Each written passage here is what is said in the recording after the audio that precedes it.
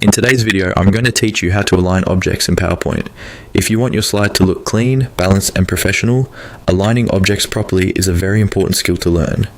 Whether you're working with images, text boxes, shapes, or icons, PowerPoint makes it easy to line things up so everything looks organized and intentional.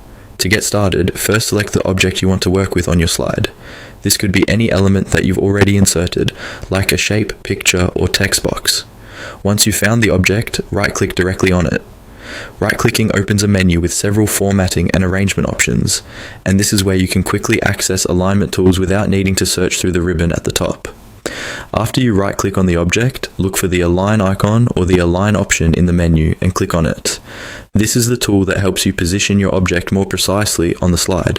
When you open the Align menu, PowerPoint will show you different alignment choices depending on how you want the object positioned. From there, select the alignment option that fits what you need.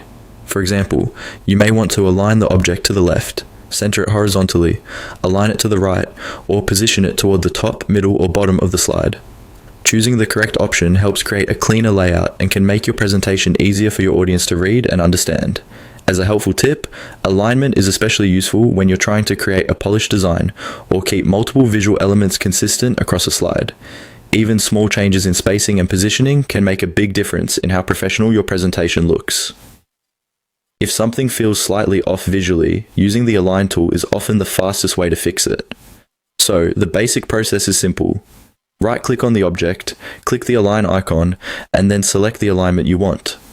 Once you get comfortable with this, you'll be able to adjust your slides much faster and create layouts that look much more refined. That's all it takes to align objects in PowerPoint. It's a quick feature, but one that can really improve the overall appearance of your presentation.